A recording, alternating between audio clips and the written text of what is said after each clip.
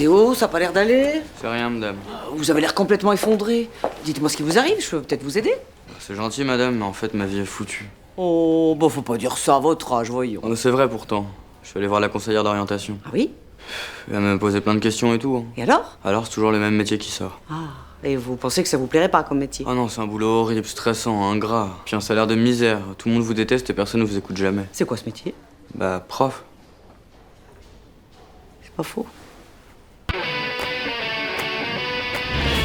Bon, Vidal, à toi de distribuer. Juste avant, je préférais prévenir. Si j'ai pas 18 de moyenne à mon prochain bulletin en maths, en histoire et en sport, je balance au principal que vous jouez au poker avec des élèves. Il bluffe. Ah ouais? À mon avis, il bluffe pas. Je me couche. Moi aussi, je me couche. Monsieur Vidal, si vous parlez au principal, je vous dépaisse au compas. Allez, 16 sur 20. Je vous fractionne les vertèbres. 12? Je vous transforme en parallélépipède rectangle. Ok, c'est bon, je me couche. C'était pour rire. Je bluffais. Pas moi. Régis. Régis, tu le lâches. Faut qu'il distribue. Bien.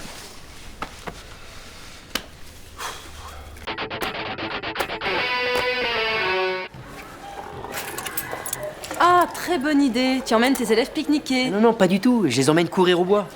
Avec des baguettes. Bah oui, c'est pour pas les perdre ce coup-ci. Pourquoi? Tu sais, j'ai repensé au petit pousset. Alors, je lui ai donné un morceau de pain à chaque élève pour qu'il marque son chemin avec des boulettes de pain. Non, mais Olivier, ce sont des cailloux. Ah ouais? Ouais, pour courir, des cailloux dans les poches, c'est trop lourd, hein. Ah oui, mais non. Non, parce Bah si. que... Non, souviens-toi, dans le conte, hein, les oiseaux mangent le pain et les enfants se perdent dans la forêt. D'où l'intérêt des cailloux pour dégommer les piafs. Mais pour ça, vaudrait mieux des lance-pierres, non? Tu sais quoi? Je vais préparer tout ça pour la prochaine fois. Tiens. Eh, merci, Nadine. Tu sais que pour une instite, t'es vraiment pas bête, hein. Bon allez, on se rassemble par binôme de 3 là.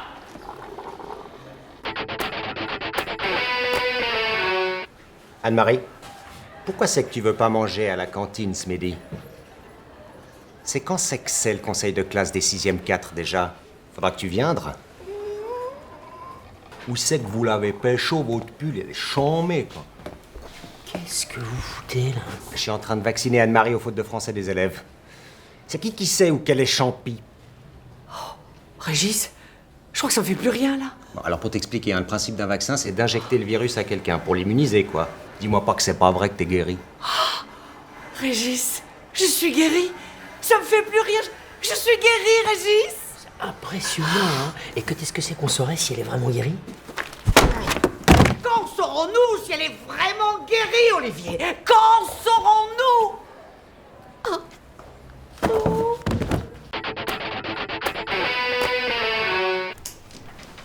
Ça va? Pas trop stressé? Non, non, je vois ce qu'il faut que je fasse. Parce que pour l'instant, vous avez eu 20 aux 3 contrôles du trimestre, 20 aux devoirs maison et 20 à vos 2 premières interrogations au tableau. Oui, oui. Vous pouvez avoir 20 de moyenne trimestrielle et donc 20 de moyenne annuelle. Si et seulement si vous faites un sans faute. Oui, oui, mais je vois ce qu'il faut que je fasse.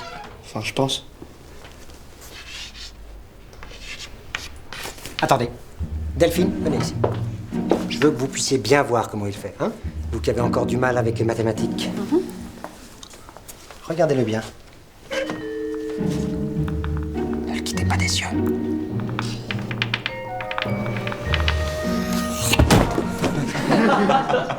Zéro. Quel dommage. Merci Delphine. Vous pouvez retourner vous asseoir. Vidal, au tableau. Oh, Sylvain, mon pote, tu t'en es sorti. Oh là, je suis content. Qu'est-ce qui t'arrive? Qu'est-ce que tu foutais au Nigeria? De quoi tu parles? Bah hier, tu m'as envoyé un mail pour dire que t'étais coincé au Nigeria, qu'il fallait qu'on t'envoie de l'argent pour rentrer. Un mail? Hier, à 19h, tu m'as envoyé un mail du Nigeria. Olivier, t'es débile ou quoi? C'est un spam. Un spam? Un spam, c'est des mecs qui ont dû pirater ma boîte mail pour essayer de se faire du fric. Olivier, je suis parti d'ici à 18h. Comment veux-tu qu'une heure plus tard, je sois au Nigeria? C'est vrai, je me suis dit que t'avais fait vite. Voilà. En même temps, t'avais l'air super stressé, tu disais qu'il fallait que tu te fasses opérer d'urgence d'un rein, sinon ça allait s'infecter, que t'allais mourir. Je suis content que tu sois revenu.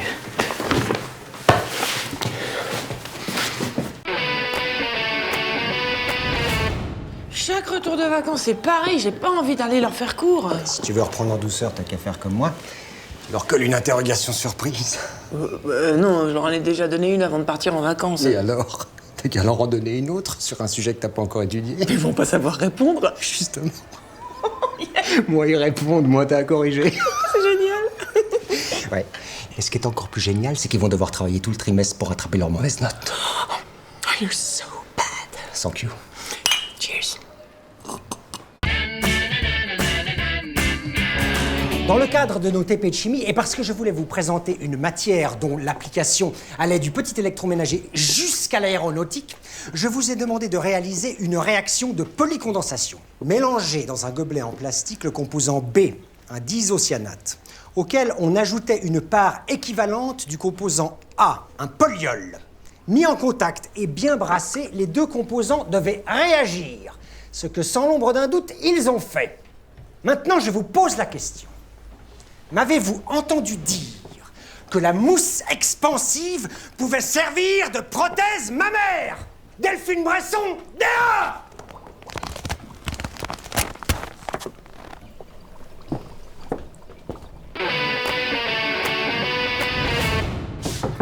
Bonjour, Madame Pitou. Bonjour, Madame Desmoulins. Merci d'être venue. Alors, qu'est-ce qui se passe? C'est au sujet de Laura. Je veux surtout pas vous inquiéter. Je me demandais juste si vous aviez envisagé de lui faire voir un psychologue. Enfin, elle va bien, Laura. Elle a des bonnes notes, elle a plein de copines. Oui, normalement, oui. Mais aujourd'hui, je l'ai trouvée toute changée, comme si elle avait subi un brusque traumatisme. Un traumatisme? Oui, j'en ai peur. Vous voyez, j'observe toujours de très près mes élèves. Et aujourd'hui, tout à coup, Laura refuse de me regarder en face quand je lui parle. Plus j'essaye de m'approcher, plus elle se détourne. C'est comme si elle voulait échapper au contact humain. Et ça m'inquiète. Enfin, ça m'inquiète pour elle. Il y avait quoi, Madame Pitou, à la cantine aujourd'hui? De l'aïoli. Morue. Pourquoi?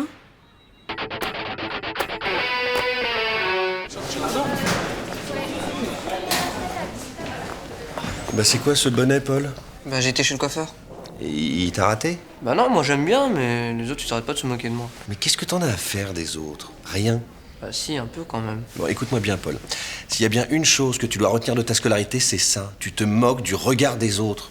Tu pourras jamais empêcher les imbéciles de se moquer, alors fais-toi plaisir. Allez, sois toi-même. Retire ton bonnet.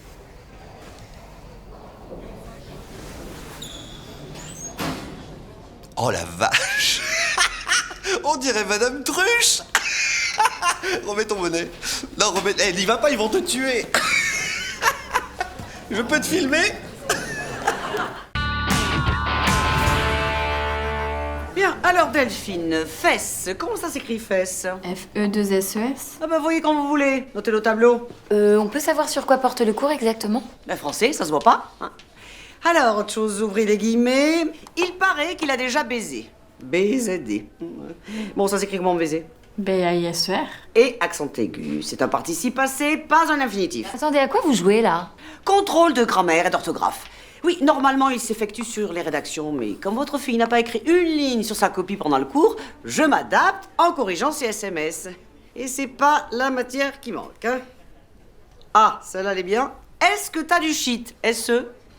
S, voilà, S-E, voilà. Monsieur Jaffard, mon fils Paul m'a dit que vous vouliez me voir en privé. Et en FM sur Encodo, et c'est un peu délicat. Je déteste me mêler de la vie privée de mes élèves, mais votre fils m'inquiète. Il est perturbé. Ah, je n'ai rien remarqué. Évidemment. Est-ce qu'il vous a parlé d'Hector? Oui, je crois, son nouveau copain, c'est ça? Un copain qu'il voit beaucoup en ce moment, pour ne pas dire qu'il passe des heures à discuter avec lui. Oui, bon, bah, d'accord, et quel est le problème? Je doute qu'Hector soit très fréquentable, surtout pour un garçon de l'âge de votre fils. Alors là, je vous arrête tout de suite, monsieur Jaffard.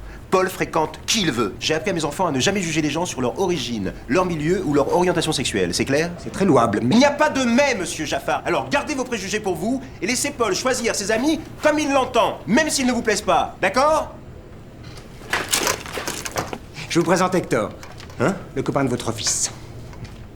Monsieur Ricodo, le papa de Paul. T'as un drôle de copain.